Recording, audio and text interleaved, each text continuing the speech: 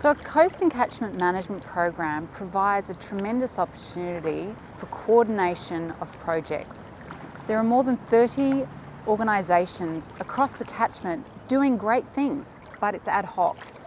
We know that climate change and an extra 1.5 million people over the next 20 years is going to put extra pressure on the harbour's health. And what we would like to see is better leadership and coordination reflected through this coast and catchment management program.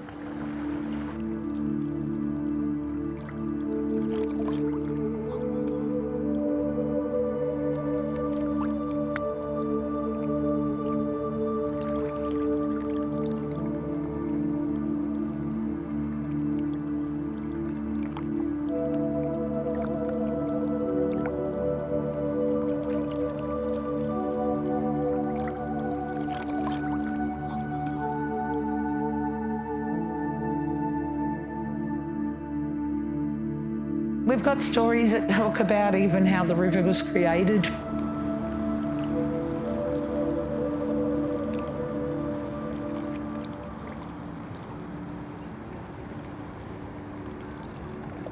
So we knew that health of the river. It was the paradewey eel that gave us the river and had said that all sea creatures will now learn the laws of the sea.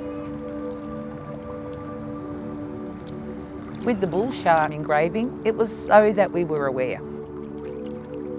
When we went out to fish, we knew that we had safe passage between two bull shark breeding areas. We know where they are. These things were put into places like this so that the next generation knew, and the generation after that, and we always knew where safe passage was, and that's why it's there.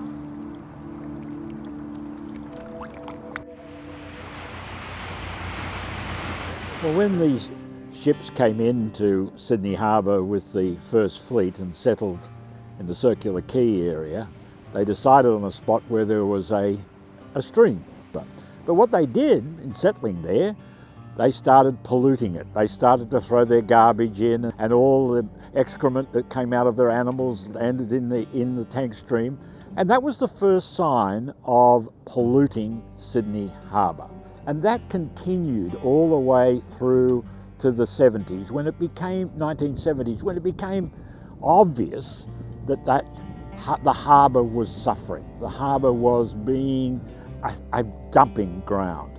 So much rubbish got put into the harbour, and as the houses were built around the shores and up into the catchments where the stormwaters were draining down into the harbour, so much of that was left to go into that harbour.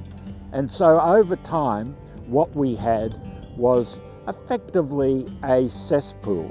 So if you stopped those pollutants from going into the harbour, nature would take its course. And that is what's happened.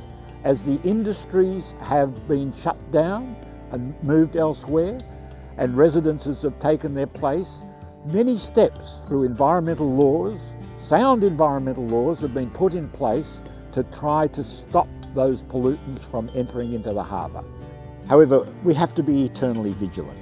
And the reason for that is population in the catchments of the harbour is growing, and that means that new developments are likely to create problems associated with drainage unless we have a good land use planning system that recognises that stormwater needs to be managed properly.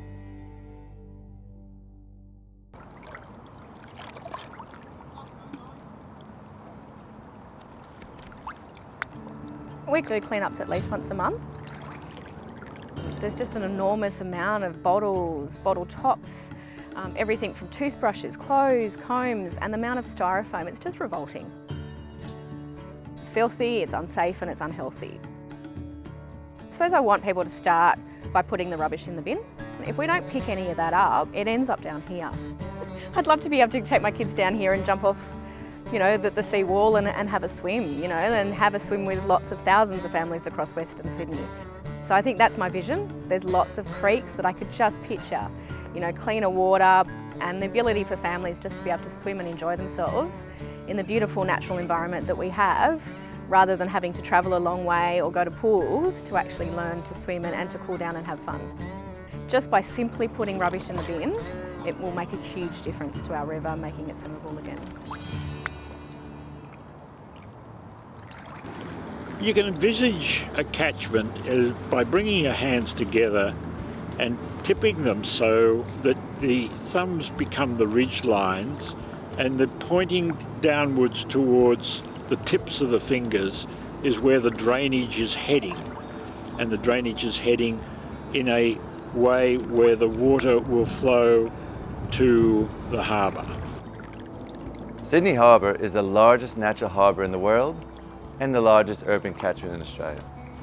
So if you're that drop of water and you fall from the sky and you land in Manly, you land in Rose Bay, and you start trickling down to the harbour, what's going to happen? I mean, you could pick up microplastics, you could pick up nutrients, you could pick up pesticides, and all those things eventually make their way into the harbour. So if you had a little bit of nutrients, say nitrogen or phosphates, or you had a little bit of pesticides, that then accumulates over time. So we end up with these hot spots of really bad areas. And things like microplastics are an example of that, because they might all be coming out of one area, and any individual bit isn't a concern. But it's that accumulation over time of each bit adding more and more as it comes in that creates the threat to whatever it is that we value. So do we value the swimming and the fishing? Do we value boating? Or do we value just being able to go down and enjoy the waterway? And those are the things that the Marine Estate Management Strategy has looked at. And so now what we realize is if we want to leave a better legacy for the future, if we want to say that it's still not good enough, we're a little bit better than we were before, we need to collaborate. So we need everyone to come together, and we need the councils to work with the state government, we need the citizens to work with the NGOs, and we all need to form a plan so that we know exactly what we're going to attack. So what we want to do is capture the contaminants before they enter the harbour. So instead of treating the catchment like a sink, pumping the stormwater away as quickly as possible to reduce flooding, we want to treat it more like a sieve so that we capture water in the catchment and that reduces the contaminants before they enter the harbour. So the idea behind the treatment plan is we harvest all the water from the gutters and streets from Burwood.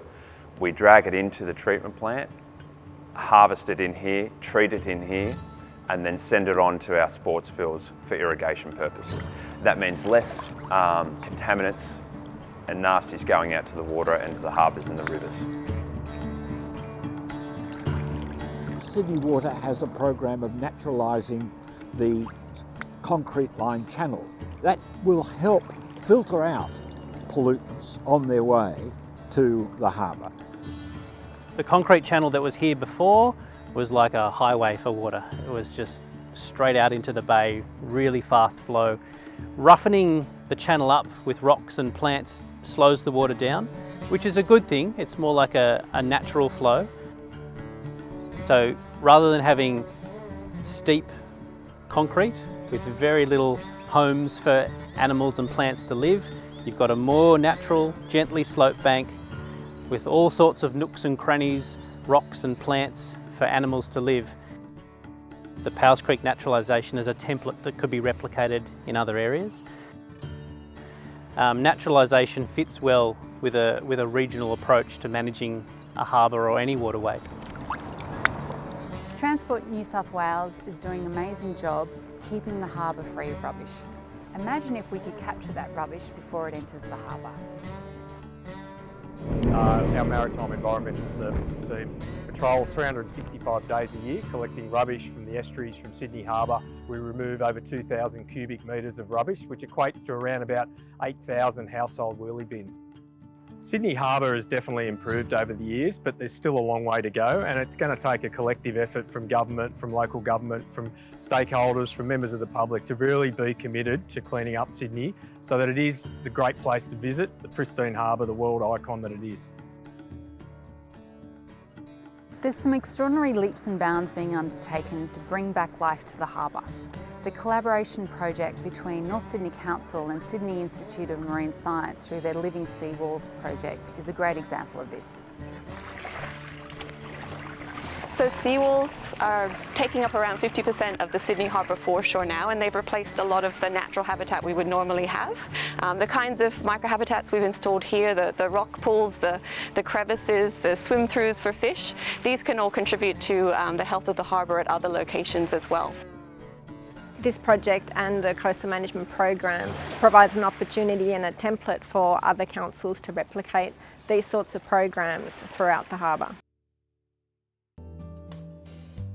So, as a mum of 3 kids, we use the harbour every day. You know, we love to hop in the water and swim and snorkel.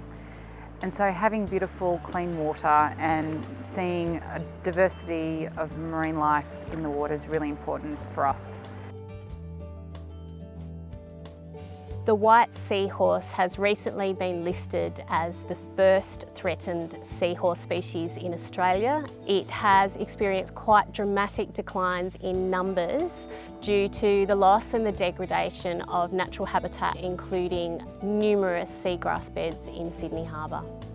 We're on the front foot for helping white seahorse recover by working on a collaborative project. So DPI Fisheries have recently been working with a bunch of other organisations.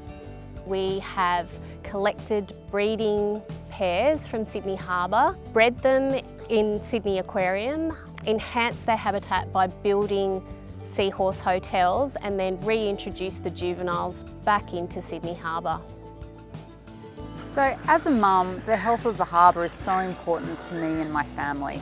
You know, having somewhere that's safe to swim, beautiful to look at, and know that it's around for future generations. For me, it's about everyone taking responsibility for making sure that we reduce the rubbish we produce and we put it in the bin and dispose of it properly.